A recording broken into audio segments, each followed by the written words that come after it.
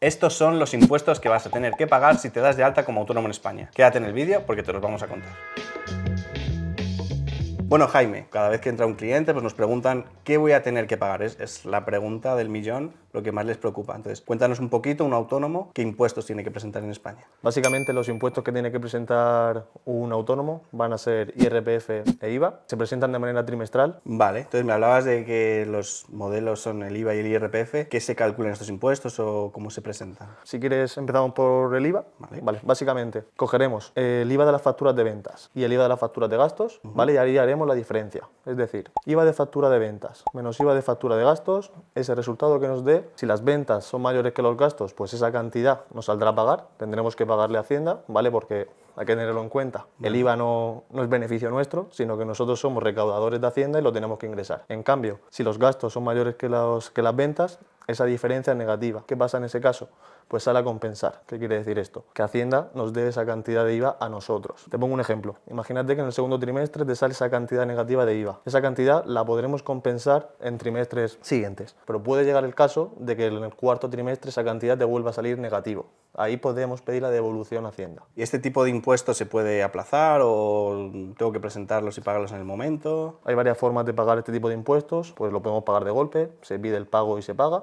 O bien, si te sale una cantidad grande o pequeña, eso ya el cliente decide, se puede fraccionar, ¿vale? Hay varios fraccionamientos y el cliente decide en qué cuotas o qué pagos quiere hacer y se puede liquidar el impuesto sin problema. Y me hablabas también del IRPF. Eso es. Pues aquí básicamente nos olvidamos del IVA y aquí nos centramos, como yo siempre digo, en el rendimiento, en el beneficio de la actividad. Básicamente cogemos sus ingresos y sus gastos e igual hacemos una diferencia. Ingresos menos gastos y esa cantidad resultante es el rendimiento que tiene nuestro cliente o el autónomo o empresa, el autónomo mejor dicho, de su actividad. Entonces, a ese rendimiento, ese beneficio que obtiene, se le aplica un 20%.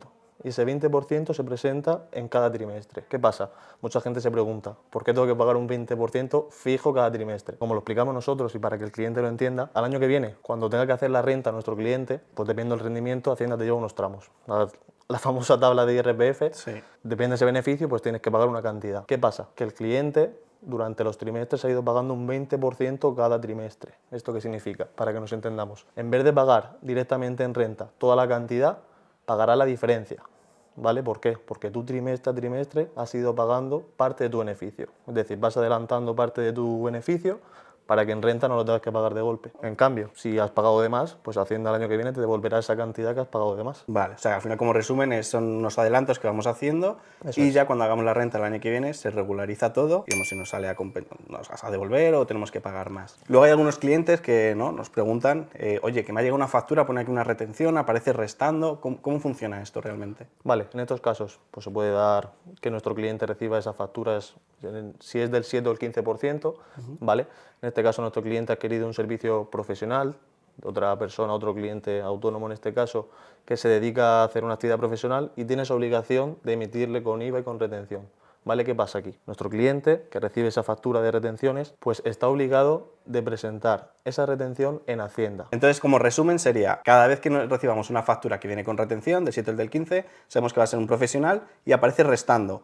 No es que ese dinero no lo vayamos a pagar, sino que en vez de pagárselo a nuestro cliente, a nuestro proveedor en este caso, perdón, lo vamos a pagar directamente a Hacienda. Entonces, no nos lo ahorramos, tenemos que apartar ese dinero, porque sabemos que cuando presentemos el trimestral vamos a tener que ingresar. Un nuevo autónomo que se da de alta una actividad profesional, ¿vale? Durante 3 años tiene esa obligación, puede emitir al 7% y después de 3 años pasa a emitir en vez del 7 al 15%. Igualmente te puedes acoger directamente al 15, puede decidir el cliente, pues para él es más favorable retener más para que luego en renta pues no tenga que pagar tanto, o se puede acoger directamente, como hemos dicho, al 7 durante 3 años y después al 15%. Vale, muy importante eso sí, si elegimos el 15 desde el principio, que no haya cambios. Primero el 15, luego el 7. O nos cogemos a una cosa o a otra. Y bueno, nuestro modelo de negocio que tenemos aquí mucho sobre todo, rent to rent, hay algunas facturas que vienen con un 19% de retención. Cuando te facturan con un 19% de retención es porque al final estás alquilando un espacio, un alquiler, pero para realizar una actividad económica, ¿vale? Entonces te tienen que facturar con 21% de IVA y con 19% de IRPF.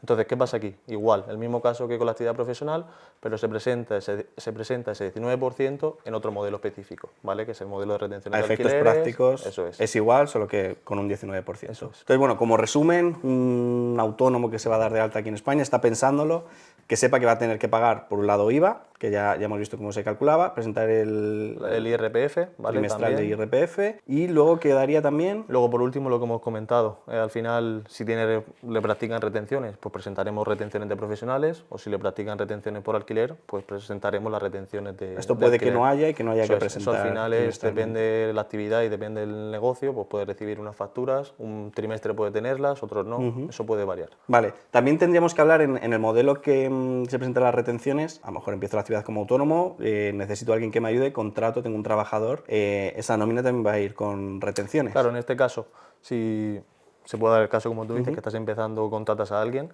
la nómina se le practica también una retención, ¿vale? Pues esta retención igual tendremos nosotros la obligación de presentarla en Hacienda a favor de la persona que contratemos. Eso es igual. Pues nada, estos son los impuestos que va a tener que pagar un autónomo cuando se dé de alta en España. Bueno, familia, si os ha gustado este vídeo y queréis que os ayudemos, ya sea pues para empezar la actividad como autónomo o bien constituir una SL, aquí abajo en la descripción os dejaremos un link para que podáis agendar una llamada gratuita y ver si os podemos ayudar. Así que nada, hasta aquí ha llegado el vídeo de hoy, nos ayudaríais mucho si dais un like, os suscribís y nos dejáis algún comentario.